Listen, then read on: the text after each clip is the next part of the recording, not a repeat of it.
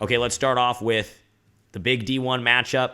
The Los Al Griffins, back-to-back Sunset League champs. They had a week off, and now they take on one of the best teams in the country, the number 2 seed in Division 1, the St. John Bosco Braves. That game going down Friday, 7 p.m., Panish Family Stadium in Bellflower. And we talked to defensive coordinator for the Griffins, Michael Cobley, this morning, and he talked to us about, Bosco's tough, but Los Al, they're going to show up on Friday night.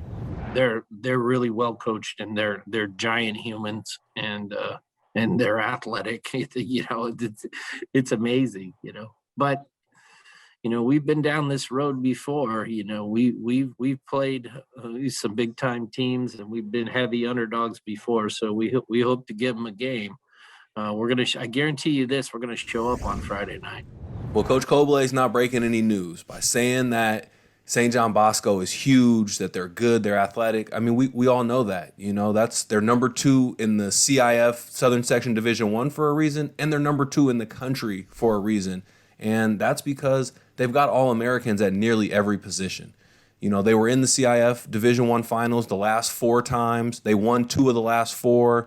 I mean, they're just an absolutely loaded team. We always feel like every week in the Sunset League, Los Al is loaded. They've got all the athletes. Well, the tables are turned this week, and we're really going to see that. If nowhere else, it's going to show up at the line of scrimmage in the trenches.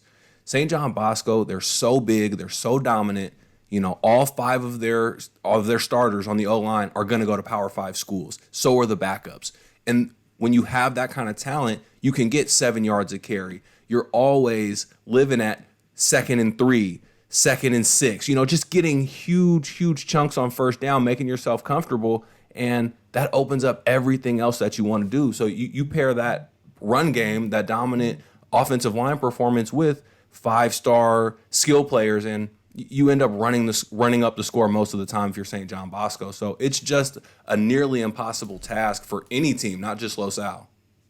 Howard, I'm a huge fan of underdogs. I'm a huge fan of upsets. I got my poster right here, 1967 Oregon State Giant Killers team that beat a behemoth in number 1 ranked USC.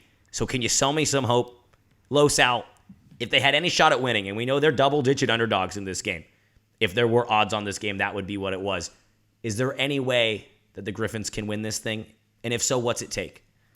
I don't want to sit up here and ever tell a football team there's no way they can win. In that locker room, they're going to come out fired up. They're going to believe in themselves, as they should. You can always have a chance to win a game if you execute your game plan.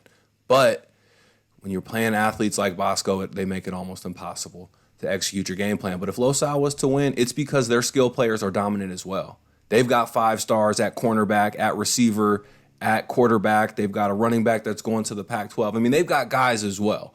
Los Al does. So, if they're going to have a chance to win, it's going to take some turnovers, some pick sixes, a muff punt by St. John Bosco, and then those skill players of Los Al finding ways to beat guys over the top and make huge plays and be dominant. But ultimately, what I want to see happen is Los Al at least keep it tight, keep it close, a 35-17 St. John Bosco win, that would feel like a win for Los Al, keeping it that close. So I'm hoping it's not a blowout, and Los Al finds a way to stop the Bosco offense and put up points themselves.